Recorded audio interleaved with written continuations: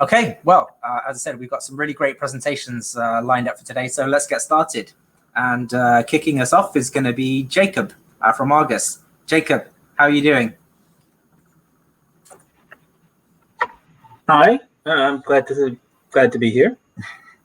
Great, great. Nice to have you here, Jacob. So I'm going to pass over to you then and let you get started with your presentation. Thank you very much, Justin.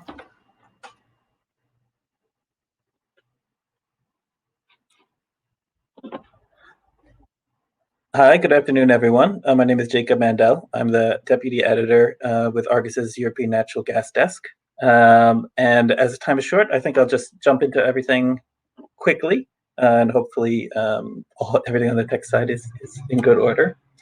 So I just wanted to provide a brief overview of European storage and kind of dive a little bit into our expectations for the summer and what we're looking at the start of the winter, as well as some of the key factors that may play into that.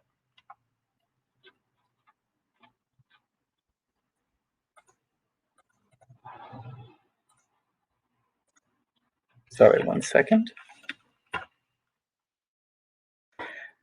So I'm just going to go over the state of European gas stocks, what incentives look like for injections this summer, where we could end up with the stocks, and then hopefully, if there's time, touch on a couple of different, I think, interesting aspects of on the demand and supply side this summer that could help set where stocks might end up. So as you can see, our stocks this year, and this is European-wide stocks, notable exclusions of Ukraine and Serbia. Our stocks are well down on the year, as I think everyone is aware, well below average, but they're not very far off from where we were in 2018, 2017. There was a number of different factors I won't get into now in 2019 and 20, so the last 2 years, that incentivized lifting inventories near close to capacity by the end of the summer, but this is quite unusual compared to previous years, and it doesn't look like we're on track to repeat either of the last 2 years' inventories.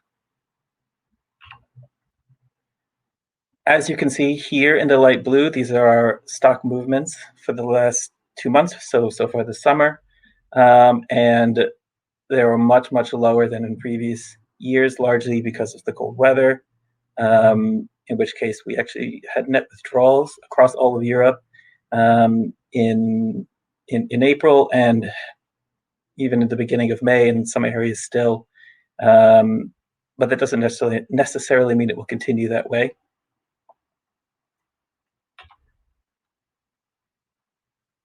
Now, I just very briefly wanted to look at some of the kind of price incentives that we have for storage movements over the rest of the summer. And now, as you can see, if you look in the more recent days, we've seen a relative rise. This may have slipped again yesterday, where prices dropped. In the difference between the upcoming month and then the subsequent month, the month after that, prices hold a premium from the front of the curve towards those later in the summer. So there's much less incentive to actually inject as much as possible at months that are closer to the front of the summer than there are later. And the trend continues throughout the entire summer.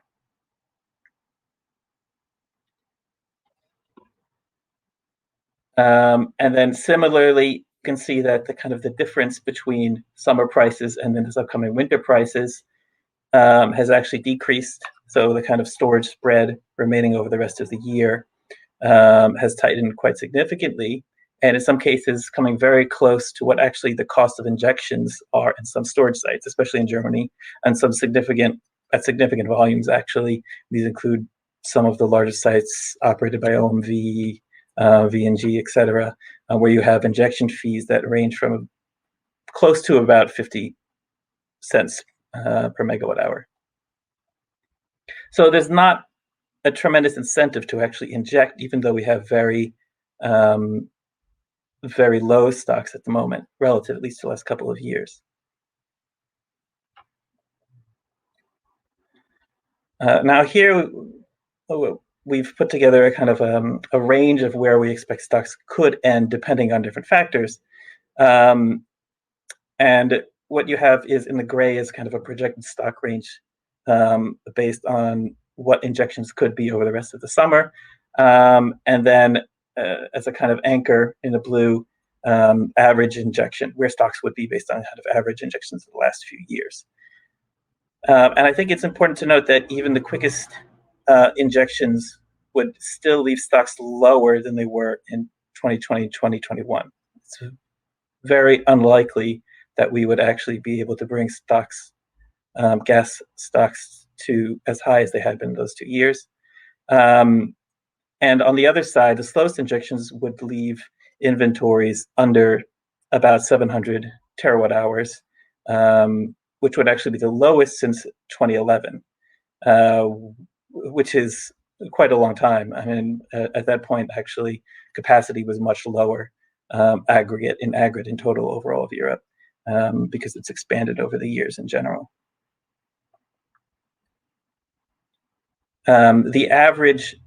The injections based on the 5-year average would actually bring stocks close to the 2015 level at about 700 terawatt hours. And I think because time is short, I may actually end with this one.